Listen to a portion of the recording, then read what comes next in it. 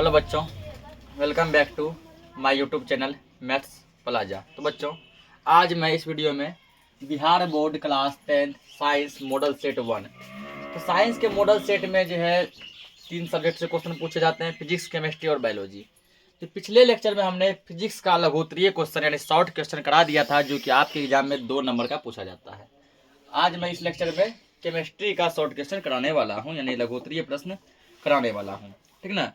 इसमें क्या लिखेंगे, जैसे लघु उत्तरीय प्रश्न, केमिस्ट्री यानी कि रसायन शास्त्र उसका कौन सा प्रश्न हम लोग करने वाले हैं, लघु उत्तरीय। लघु उत्तरीय यानी कि जिसका उत्तर छोटा होता है। ठीक ना, लघु उत्तरीय प्रश्न। और दीर्घ उत्तरीय के लिए हम क्या करेंगे, अलग से वीडियो अपलोड करेंगे। लघु उत्तरीय प्रश्न,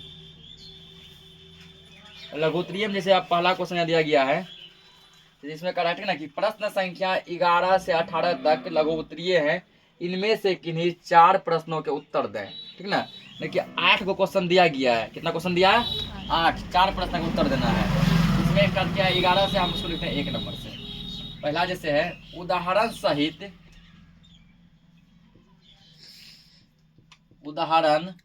सहित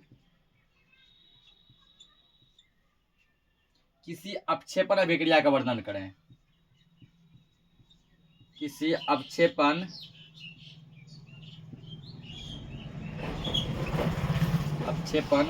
अभिक्रिया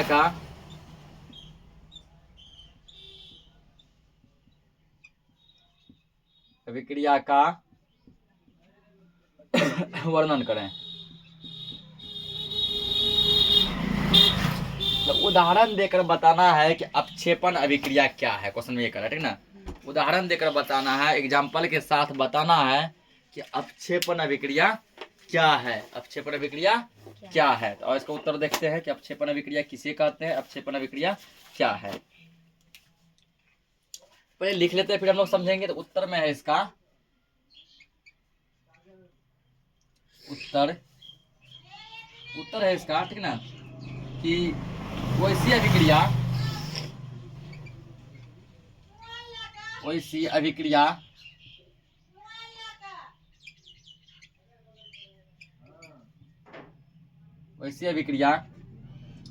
जिसमें दो यौगिकों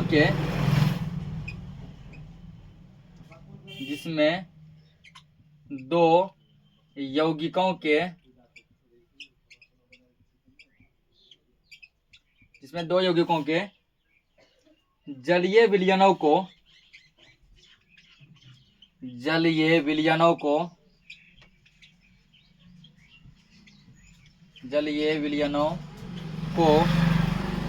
परस्पर मिश्रित करने पर, परस्पर का मतलब होता है आपस में, परस्पर मिश्रित करने पर यानी मिलाने पर, मिश्रित करने पर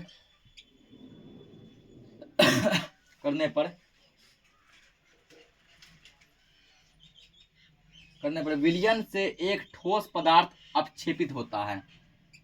मिश्रित करने पर विलयन से एक ठोस पदार्थ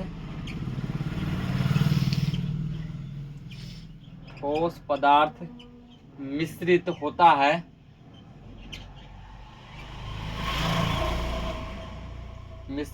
है,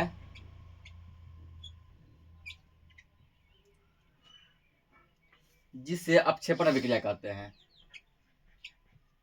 मिश्रित होता है जिसे अपक्षेपण अभिक्रिया कहते हैं। अवक्षेपण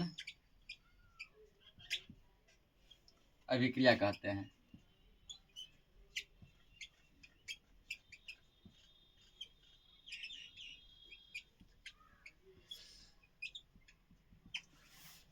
तो इसका जैसे एग्जाम्पल भी जैसे लिख देंगे हम लोग, जैसे में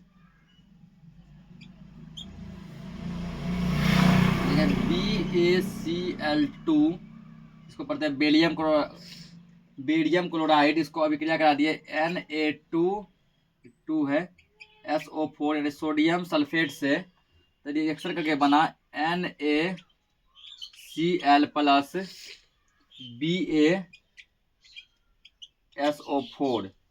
तो सोडियम यहाँ 2 गो, यहाँ भी दे देंगे 2 गो, ठीक ना। बाकी बैलेंस है। ये जो बना ये है श्वेत अपक्षेप, ठीक है। ये क्या होगा, श्वेत अपक्षेप। अपक्षेप को हम लोग नीचे दिखाते हैं, यानी नीचे ये बैठ जाएगा। ये श्वेत अपक्षेप यानी उजला रंग का ये अपक्षेप होगा। अपक्षेप यानी जो बर्तन के पेंदी में बैठ जाए, श्वेत अपक्षेप। समझते हैं। क्वेश्चन क्या था कि अपक्षेपण अभिक्रिया किसे कहते हैं। अपक्षेपण अभिक्रिया किसे कहते हैं, इसका वर्णन करना है। वैसी अभिक्रिया जिसमें 2 यौगिकों के जलीय विलयन को परस्पर मिश्रित करने पर विलयन से एक ठोस पदार्थ मिश्रित करने पर विलयन से एक ठोस पदार्थ मिश्रित होता है। विलयन से एक ठोस पदार्थ अपक्षेपित होता है। क्या हो जाएगा, अपक्षेपित, ठीक ना। विलयन से एक ठोस पदार्थ अपक्षेपित होता है, अवक्षेपित होता है, ठीक ना, जिसे अपक्षेपण अभिक्रिया कहते हैं। मतलब जो 2 जलीय विलयन, पहला जैसे एग्जांपल लिए BaCl2 मतलब हुआ बेरियम क्लोराइड, ठीक। ये जलीय फॉर्म में कैसा है, जलीय फॉर्म में, लिक्विड फॉर्म में पानी जैसा है। दूसरा लिए सोडियम सल्फेट Na2SO4, इसका नाम है सोडियम सल्फेट। दोनों को जब अभिक्रिया कराए तो बना NaCl। NaCl का मतलब होता है नमक। क्या बना, नमक, ठीक ना। नमक जो बना ये भी बना जलीय फॉर्म में, पानी की फॉर्म में बना, ठीक। अगला बना BaSO4, ये बना सॉलिड फॉर्म में, ठोस फॉर्म में, ठीक ना। वही यह है कि एक ठोस पदार्थ अपक्षेपित होता है। अपक्षेपित का मतलब बर्तन के पेंदी में आके बैठ जाता है, ठीक ना। तो नीचे तीर दिखाए ना, मतलब ये नीचे बैठेगा, ठीक, नीचे बैठ जाएगा। और ये किस रंग का है, तो श्वेत यानी उजला रंग का है। तो यही हो गया तुम्हारा अपक्षेपण अभिक्रिया। इसको नोट करो। अगला क्वेश्चन देखते हैं।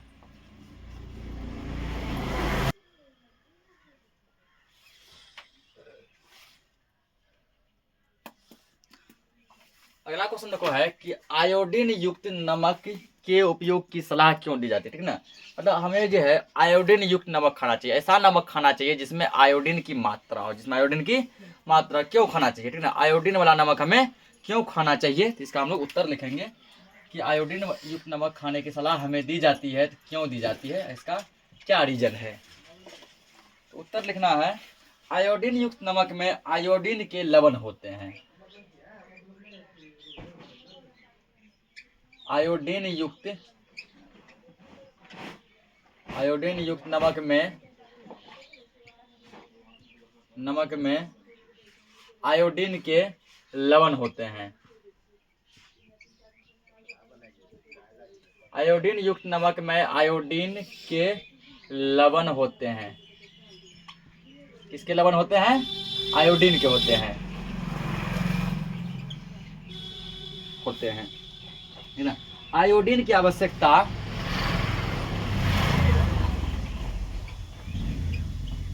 आयोडीन की आवश्यकता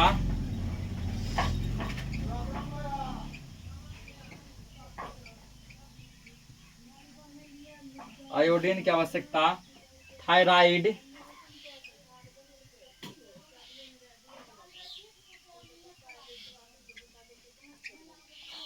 आयोडीन की आवश्यकता थायराइड ग्रंथि में थायरोक्सिन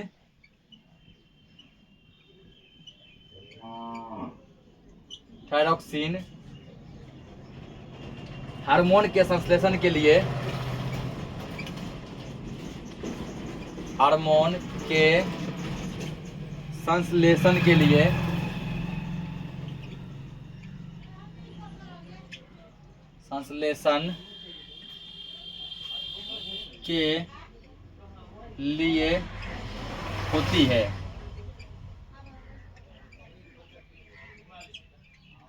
होती है। थायरोक्सिन एक महत्वपूर्ण हार्मोन है।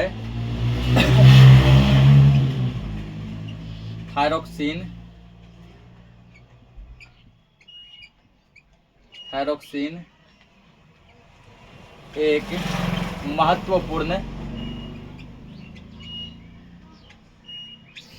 महत्वपूर्ण हार्मोन है जो कार्बोहाइड्रेट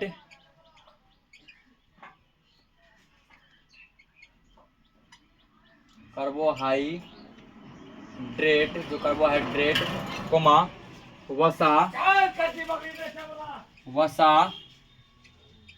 तथा प्रोटीन के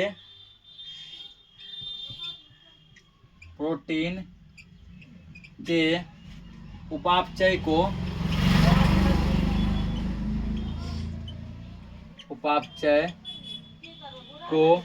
नियंत्रित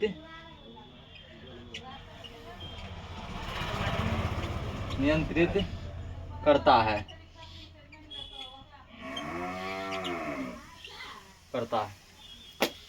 क्वेश्चन क्या था कि आयोडीन युक्त नमक के उपयोग की सलाह क्यों दी जाती है, ठीक ना। आयोडीन वाला नमक क्यों खाना चाहिए। तो आयोडीन युक्त नमक में आयोडीन के लवण होते हैं। किसके लवण होते हैं। तो आयोडीन के लवण होते हैं, ठीक ना। तो आयोडीन की आवश्यकता थायराइड ग्रंथि में थायरोक्सिन हार्मोन के संश्लेषण के लिए होती है, ठीक ना। आयोडीन की जरूरत जो है थायराइड, हमारे जो बॉडी में एक थायराइड ग्रंथि नाम का एक ग्रंथि होता है, थायराइड नाम का एक ग्रंथि होता है जिसमें थायरोक्सिन का हार्मोन होता है। थायरोक्सिन हार्मोन के संश्लेषण के लिए आयोडीन की आवश्यकता होती है। थायरोक्सिन क्या है, एक महत्वपूर्ण हार्मोन है, ठीक है ना। थायरोक्सिन एक बहुत ही महत्वपूर्ण हार्मोन है जो कार्बोहाइड्रेट, वसा और प्रोटीन इसके उपापचय को नियंत्रित करता है। इसीलिए कहा जाता है कि हमें आयोडीन वाला नमक खाना चाहिए। इसको नोट करो। अगला क्वेश्चन देखते हैं। अगला क्वेश्चन है, मनुष्य के उदर में स्रावित होने वाले अम्ल की कार्य पद्धति का वर्णन करें, ठीक है ना। उदर का मतलब होता है पेट, उदर मतलब पेट। मनुष्य के पेट में हाइड्रोक्लोरिक नाम का एक अम्ल बनता है। हाइड्रोक्लोरिक अम्ल का एक फॉर्मूला होता है HCl, ठीक है ना। तो हाइड्रोक्लोरिक अम्ल का क्या सूत्र होता है, HCl। यानी मनुष्य के पेट में HCl अम्ल बनता है। तो उस HCl अम्ल का क्या काम होता है, ठीक है ना। उसके कार्य को लिखे, काम को लिखे। लेकिन HCl अम्ल हमारे पेट में क्या काम करता है वो हमको यहाँ पे बताना है। यहाँ लिखेंगे, मनुष्य का उदर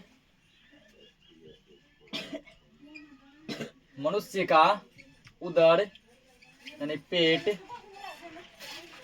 मनुष्य का उदर HCl अम्ल, HCl यानी कि हाइड्रोक्लोरिक अम्ल, ठीक ना। हाइड्रोक्लोरिक अम्ल उत्पन्न करता है, यानी हमारा पेट क्या करता है, HCl अम्ल उत्पन्न करता है जो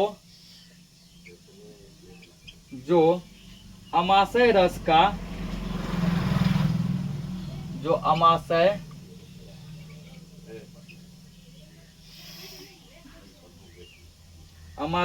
का एक घटक होता है।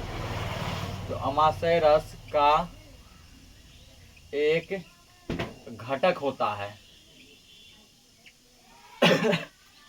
एक घटक होता है,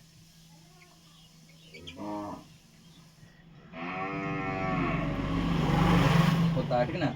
उसके बाद यहाँ लिखेंगे इसमें, यह अमाशय को अम्लीय माध्यम प्रदान करता है। यह अमाशय को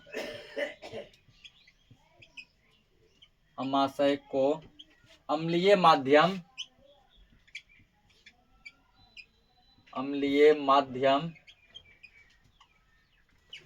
प्रदान करता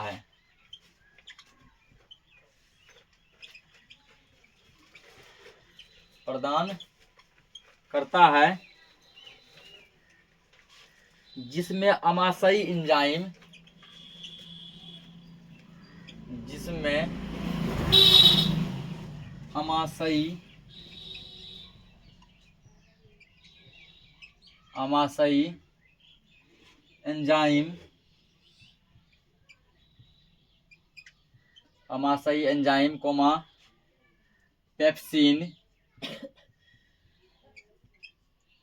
पेप्सिन सक्रिय होकर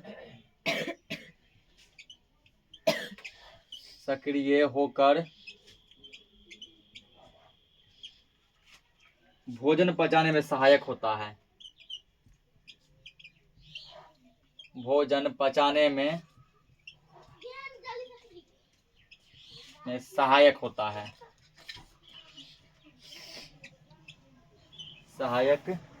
होता है।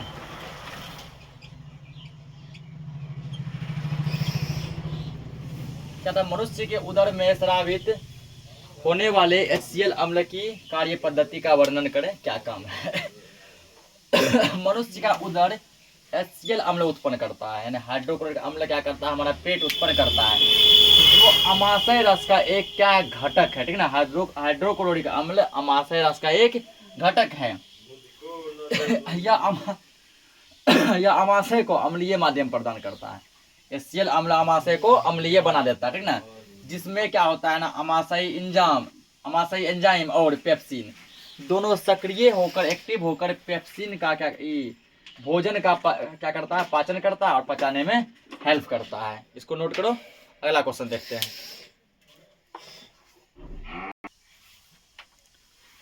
अगला क्वेश्चन है, देखो कि सिरका क्या है, इसके उपयोगों को बताएं, ठीक है ना। सिरका किसे कहते हैं, इसके क्या क्या उपयोग हो सकते हैं, उसको बताना है, ठीक है ना। उत्तर यहाँ लिखेंगे,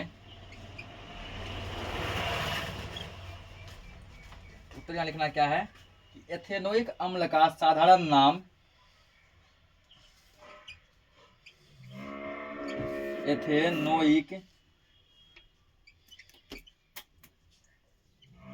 एथेनोइक अम्ल का साधारण नाम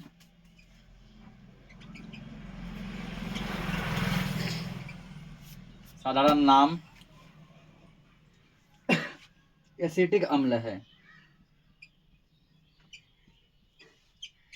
एथेनोइक अम्ल का साधारण नाम एसिटिक अम्ल है। 6 से 8% तनु एसिटिक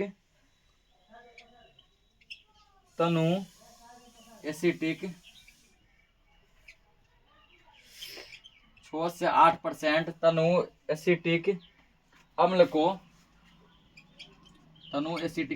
को सिरका कहते हैं।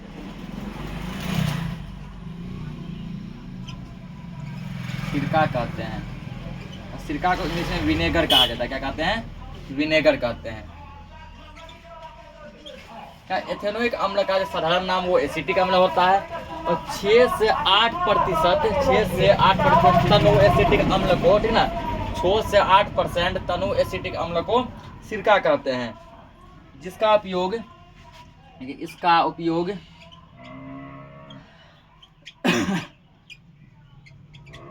इसका उपयोग अचार बनाने में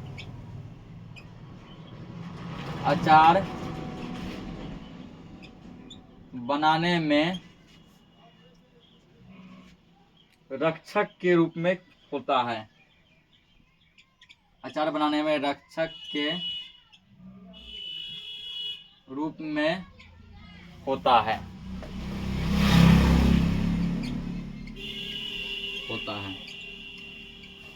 तो 6 से 8% तनु एसिटिक अम्ल को सिरका कहते हैं, और सिरका का उपयोग हम लोग अचार बनाने में करते हैं। तो इसको नोट करो, ठीक है ना। तो देखो, केमिस्ट्री से 4 क्वेश्चन कर लिए, 8 क्वेश्चन दिया था, 4 को बोला बनाने, ठीक है ना। तो कोई भी 4 हम लोग बना दिया। अब हम लोग बायोलॉजी से देखते हैं क्वेश्चन, ठीक। इसको नोट करो, बायोलॉजी क्वेश्चन देखते हैं। अब देखो, बायोलॉजी से लघु उत्तरीय प्रश्न, ठीक है, जो कि क्वेश्चन 2 नंबर में पूछे जाते हैं। पहला क्वेश्चन, इसमें भी वही काम है कि 8 प्रश्न दिए जाएंगे और जिनमें से किसी 4 प्रश्नों का क्या करना है, उत्तर देना है। पहला क्वेश्चन कह रहा है कि अमाशय में पाचक रस की क्या भूमिका है, ठीक ना। हमारे अमाशय में पाचक रस की क्या भूमिका होती है, तो उसको हमको क्या करना, लिख के दिखाना है। तो पहले लिख लेते हैं, फिर इसको हम लोग समझेंगे। उत्तर में हम लोग लिखेंगे,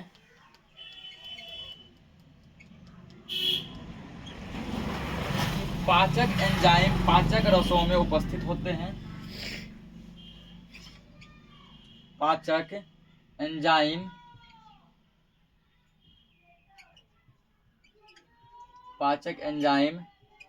पाचक रसों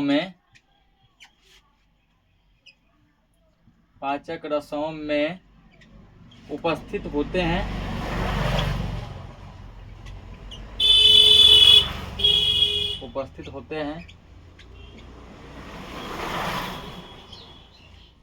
जो पाचक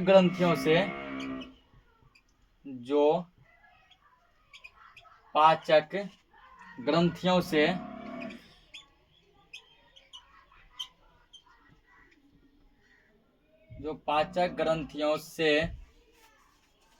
उत्पन्न होते हैं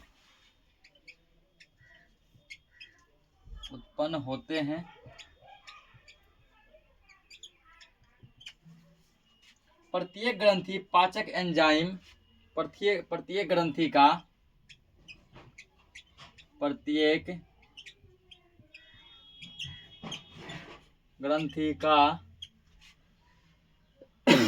पाचक एंजाइम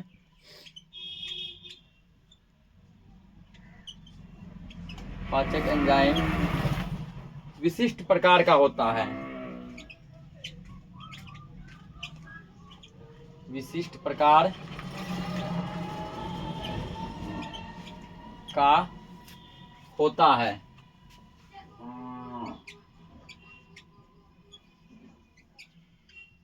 विशिष्ट प्रकार का होता है जिसका कार्य भी विशिष्ट हो सकता है। जिसका कार्य भी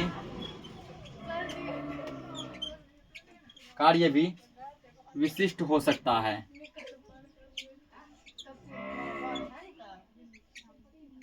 विशिष्ट हो सकता है। इसका कार्य भी क्या होता है, अलग अलग होता है, ठीक ना। उसके बाद जिसमें आगे हमको लिखना है, ये पाचक एंजाइम भोजन के न, ये पाचक एंजाइम ये पाचक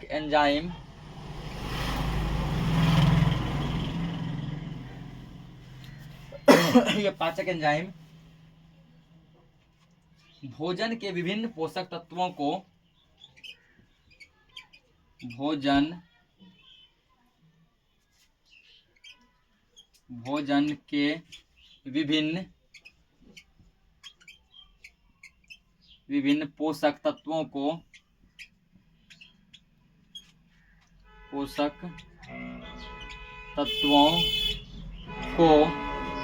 भोजन के विभिन्न पोषक तत्वों को जटिल रूप से सरल रूप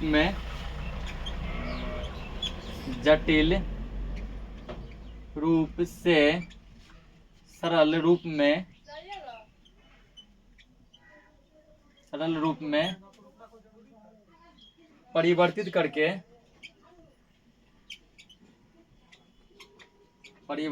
करके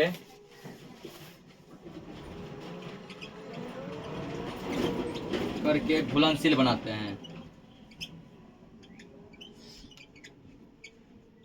घुलनशील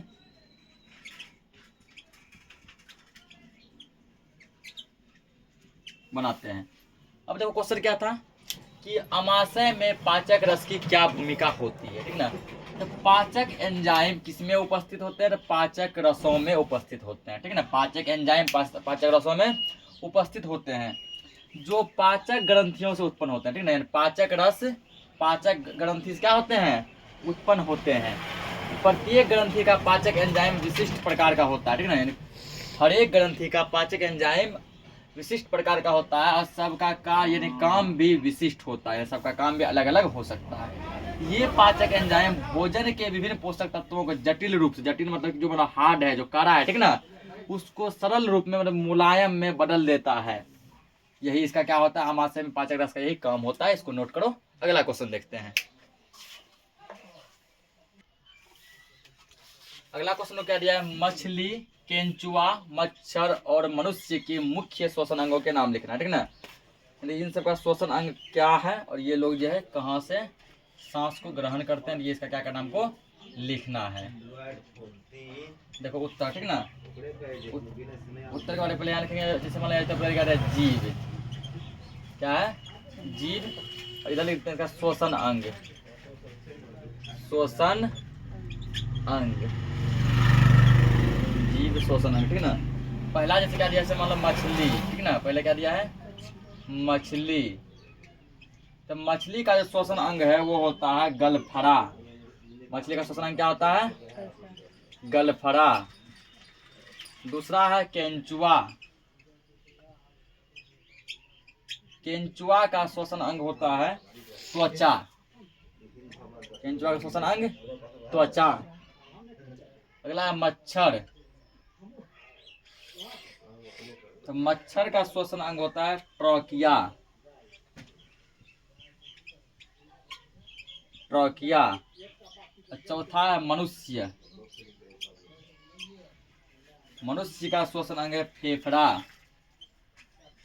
मनुष्य का श्वसन अंग फेफड़ा। इसको नोट करो। अगला क्वेश्चन देखते हैं।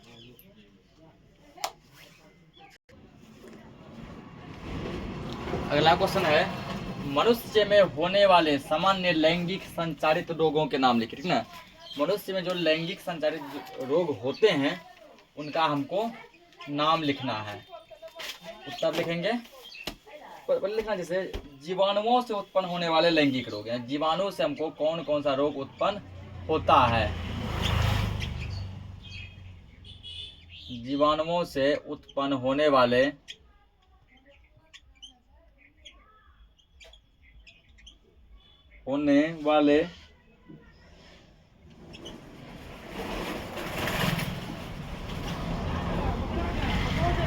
लैंगिक रोग।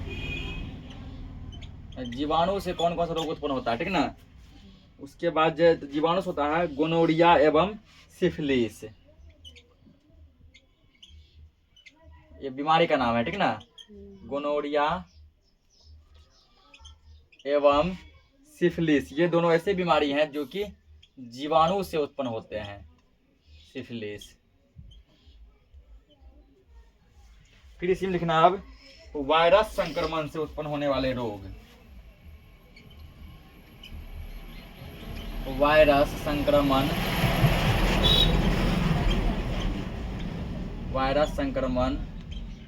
से उत्पन्न होने वाले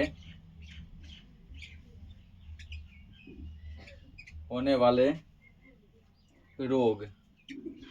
वायरस संक्रमण से कौन कौन सा रोग होता है, ठीक ना। तो वायरस के संक्रमण से जो हमको हो सकता है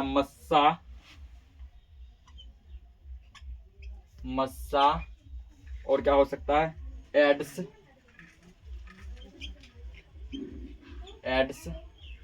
और होता है पेपिलोमा,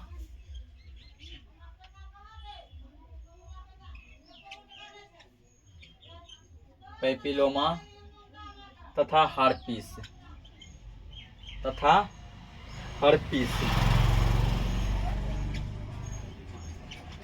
तो ये सब रोग किससे उत्पन्न होता है, तो वायरस से होता है, ठीक ना। तो आज का लेक्चर यहीं खत्म करते हैं। मिलते हैं हम लोग नेक्स्ट मॉडल सेट में। तब तक के लिए जय हिंद।